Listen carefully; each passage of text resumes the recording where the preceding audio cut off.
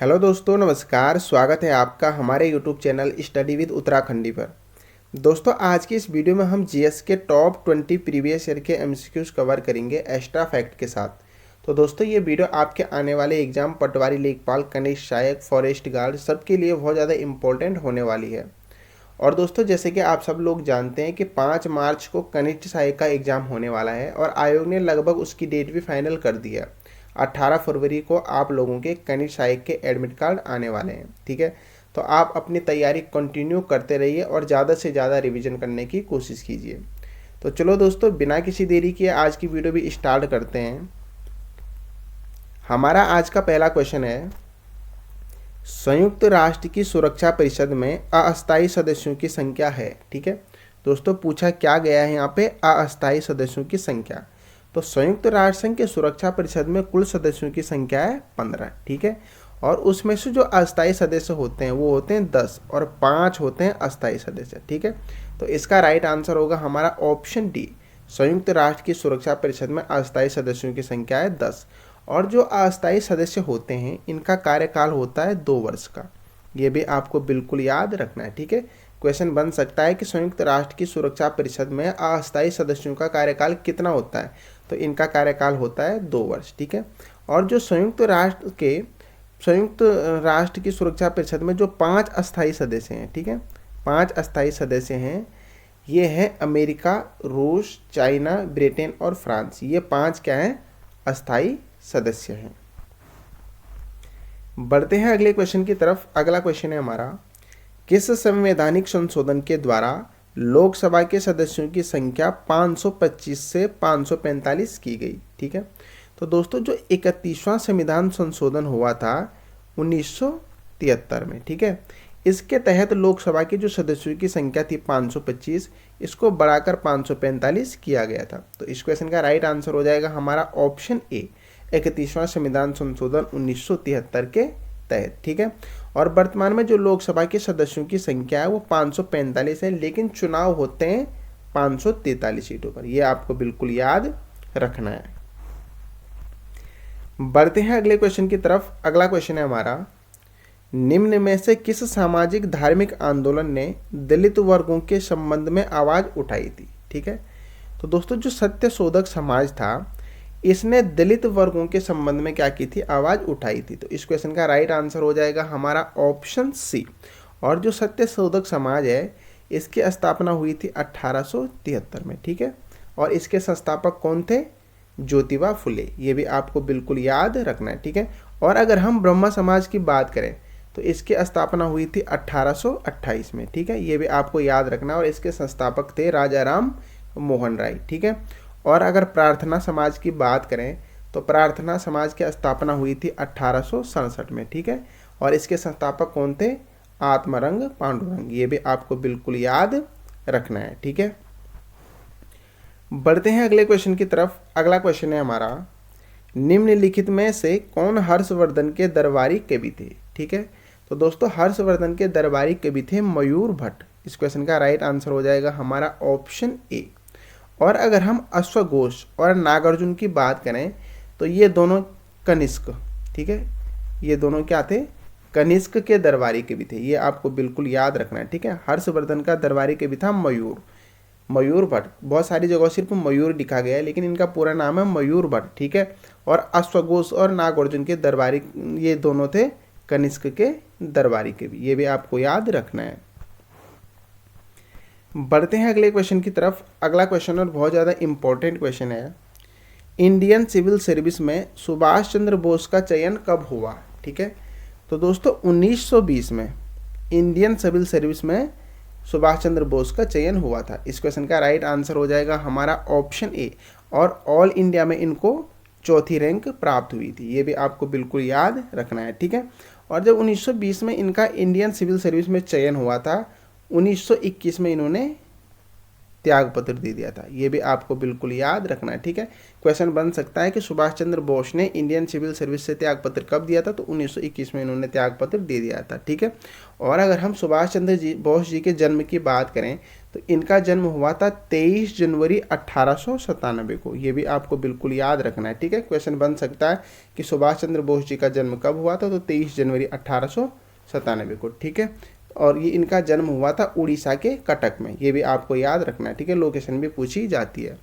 और Indian civil service में चुने जाने वाले प्रथम भारतीय, ठीक है, कौन थे, तो प्रथम भारतीय थे सत्येंद्र नाथ टैगोर, ठीक है। और इंडियन सिविल सर्विस में इनका चयन कब हुआ था, ये आप कमेंट सेक्शन में जरूर बताना। बढ़ते हैं अगले क्वेश्चन की तरफ। अगला क्वेश्चन है हमारा, निम्नलिखित में से किसने पाकिस्तान प्रस्ताव तैयार किया था, ठीक है। तो दोस्तों पाकिस्तान प्रस्ताव तैयार किया था सिकंदर हयात खान ने। इस क्वेश्चन का राइट आंसर हो जाएगा हमारा ऑप्शन सी। बढ़ते हैं अगले क्वेश्चन की तरफ। अगला क्वेश्चन है हमारा, निम्न में से किस अभिलेख में स्कंदगुप्त द्वारा हुणों की पराजय का उल्लेख मिलता है। यहाँ पे दोस्तों हुणों होना था, ठीक है। निम्न में से किस अभिलेख में स्कंदगुप्त द्वारा हुणों की पराजय का उल्लेख मिलता है, ठीक है। तो दोस्तों जो जूनागढ़ अभिलेख है इसमें स्कंदगुप्त के द्वारा हुणों की पराजय का उल्लेख मिलता है। इस क्वेश्चन का राइट आंसर हो जाएगा हमारा ऑप्शन बी। अगला क्वेश्चन है हमारा, संयुक्त राष्ट्र महासभा द्वारा मानव अधिकारों की सार्वभौमिक घोषणा को कब अंगीकृत किया गया, ठीक है। बहुत ज़्यादा इंपॉर्टेंट क्वेश्चन है। तो दोस्तों संयुक्त महासभा द्वारा मानव अधिकारों की सार्वभौमिक घोषणा को अंगीकृत किया गया था 1948 में, ठीक है। इस क्वेश्चन का राइट आंसर हो जाएगा हमारा ऑप्शन डी। और अगर डेट सहित पूछी जाए तो 10 दिसंबर 1948 को, ठीक है। और इसीलिए हर साल 10 दिसंबर को क्या मनाया जाता है, अंतर्राष्ट्रीय मानव अधिकार दिवस मनाया जाता है। ये भी आपको बिल्कुल याद रखना है, ठीक है। क्वेश्चन पूछा जा सकता है कि अंतर्राष्ट्रीय मानव अधिकार दिवस कब मनाया जाता है, तो ये मनाया जाता है 10 दिसंबर को। बढ़ते हैं अगले क्वेश्चन की तरफ। अगला क्वेश्चन है हमारा, अंतर्राष्ट्रीय न्यायालय के न्यायाधीशों का कार्यकाल होता है, ठीक है। तो अंतर्राष्ट्रीय न्यायालय के न्यायाधीशों का कार्यकाल होता है 9 वर्ष का। इस क्वेश्चन का राइट आंसर हो जाएगा हमारा ऑप्शन सी। और क्वेश्चन बन सकता है कि प्रथम भारतीय जो अंतर्राष्ट्रीय न्यायालय के न्यायाधीश रहे, ठीक है। तो प्रथम भारतीय दोस्तों जो अंतर्राष्ट्रीय न्यायालय के न्यायाधीश रहे वो थे BN राव। ये आपको बिल्कुल याद रखना है, ठीक है। कौन थे, BN राव। और अगर पूछा जाए कि प्रथम भारतीय जो अंतर्राष्ट्रीय न्यायालय के अध्यक्ष रहे हैं, ठीक है, अध्यक्ष, तो अध्यक्ष रहे हैं नागेंद्र सिंह। ये आपको बिल्कुल याद रखना है, यहाँ पे आपको बिल्कुल भी कंफ्यूज नहीं होना, ठीक है। अगर प्रथम भारतीय पूछे जाए कि जो अंतर्राष्ट्रीय न्यायालय के जज रहे हैं, ठीक है, न्यायाधीश यानी जज, तो वो है BN राव। और प्रथम भारतीय जो अंतर्राष्ट्रीय न्यायालय के अध्यक्ष रहे थे वो थे नागेंद्र सिंह। बढ़ते हैं अगले क्वेश्चन की तरफ। अगला क्वेश्चन है हमारा, संयुक्त राष्ट्र शब्द का सुझाव किसने दिया था, ठीक है। तो रूजवेल्ट ने दोस्तों संयुक्त राष्ट्र शब्द का सुझाव दिया था। इस क्वेश्चन का राइट आंसर हो जाएगा हमारा ऑप्शन डी। और संयुक्त राष्ट्र की स्थापना हुई थी 24 अक्टूबर 1945 को। ये भी आपको बिल्कुल याद रखना है, ठीक है। क्वेश्चन बनता है कि संयुक्त राष्ट्र की स्थापना कब हुई, तो 24 अक्टूबर 1945 को हुई थी। और इसका हेड क्वार्टर कहाँ है, तो इसका हेड क्वार्टर है न्यूयॉर्क में। ये भी आपको बिल्कुल याद रखना है। बढ़ते हैं अगले क्वेश्चन की तरफ। अगला क्वेश्चन है हमारा, सेडान युद्ध किसके मध्य हुआ था, ठीक है। तो जो सेडान का युद्ध हुआ था ये फ्रांस और पर्सा के मध्य हुआ था 1870 में। ये आपको बिल्कुल याद रखना है, ठीक है। किसके मध्य हुआ था, फ्रांस और पर्सा के मध्य। कब हुआ था, 1870 में। बढ़ते हैं अगले क्वेश्चन की तरफ। अगला क्वेश्चन और बहुत ज़्यादा इंपॉर्टेंट क्वेश्चन है, सर्वप्रथम किसने हरित क्रांति शब्द का प्रयोग किया था, ठीक है। पूछा क्या गया है यहाँ पे दोस्तों कि हरित क्रांति शब्द का प्रयोग सर्वप्रथम किसने किया था, ठीक है।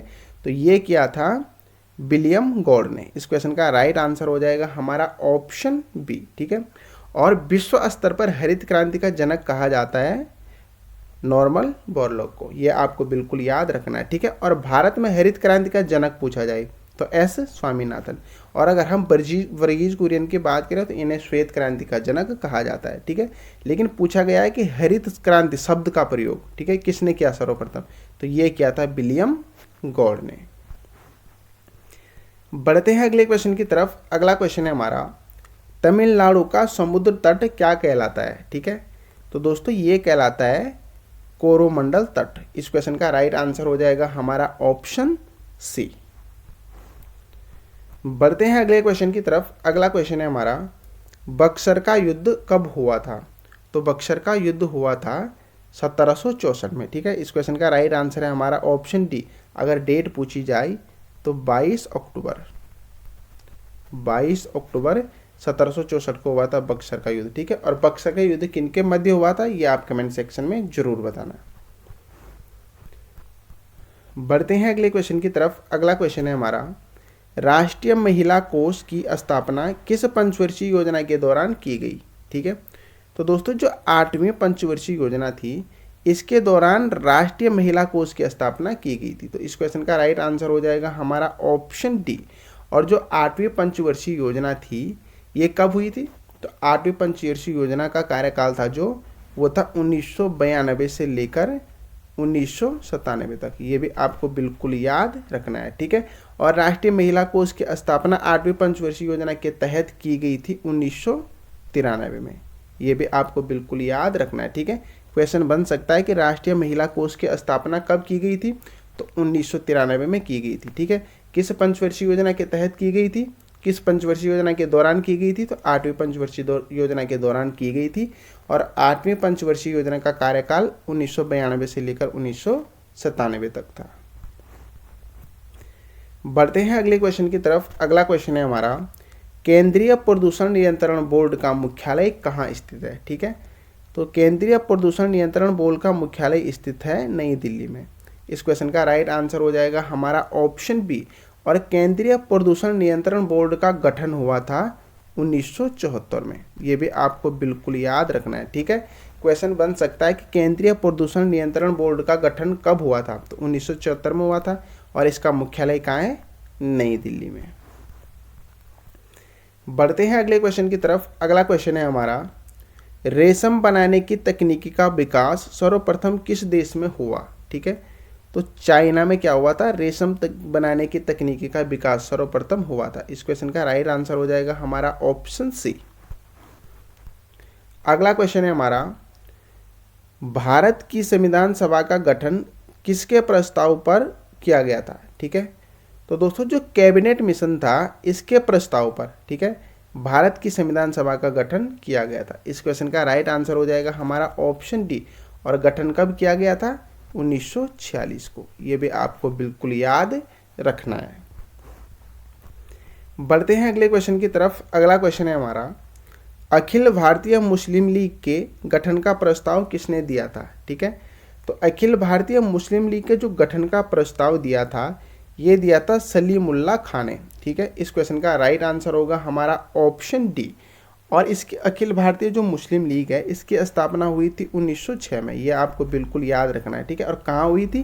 तो ये हुई थी बांग्लादेश, ढाका में। ये भी आपको बिल्कुल याद रखना है। ठीक है, और मुस्लिम लीग के प्रथम अध्यक्ष कौन थे? आगा खां। ये भी आपको बिल्कुल याद रखना है। अगला क्वेश्चन और आज का अंतिम क्वेश्चन है हमारा, ब्लैक गांधी निम्न में से किसका उपनाम है? ठीक है, तो दोस्तों ब्लैक गांधी कहा जाता है मार्टिन लूथर किंग को। ठीक है, इस क्वेश्चन का राइट आंसर हो जाएगा हमारा ऑप्शन बी। और मार्टिन लूथर किंग अमेरिका के रहने वाले थे। ये भी आपको बिल्कुल याद रखना है। तो दोस्तों ये थे हमारे आज के कुछ इंपॉर्टेंट एमसीक्यूज। आशा करता हूँ आपको वीडियो अच्छी लगी होगी। अगर आपको वीडियो थोड़ी सी भी अच्छी लगती है तो प्लीज़ रिक्वेस्ट है आपसे वीडियो को लाइक और चैनल को सब्सक्राइब जरूर करें। Thank you.